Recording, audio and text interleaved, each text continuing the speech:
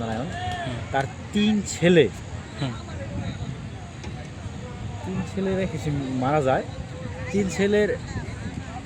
তিন ছেলের মধ্যে বড় ছেলে ছোট ছেলে থেকে মোটামুটি মূর্খ, মেজো ছেলেও মূর্খ থাকে, কিন্তু ওটা খুব বেশ স্মার্ট থাকে। তা সে ভালো স্পোর্টসম্যান, ভালো শিকারী, আর সে মানে প্রজাদের সাথে অনেক বেশি মিশে, এমনকি মোটামুটি প্রজাবান্ধব, কিন্তু তার চরিত্র হচ্ছে নারী মদে সে পুরো ডুবে থাকতো। সে কিন্তু শিকার করতো প্রচুর, তার খ্যাতি ছিল, তার অনেক ভালো গুণ ছিল, কিন্তু তার বদগুণ ছিল এটা নারী আর মদ। 17 বছর বয়সে তার বিয়ে দেওয়া।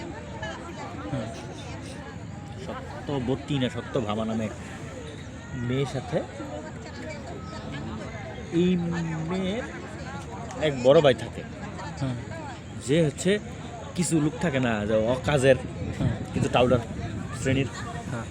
সে কোনো কারণে এসে বোনের হাজব্যান্ডের বাড়িতে এসে পার্মানেন্ট থাকা শুরু করে। ওই জমিদারি দেখাশোনা করে, জমিদারিতে কাজ করে এখানে। মূলত সে হচ্ছে টাউডার প্রকৃতির লোক।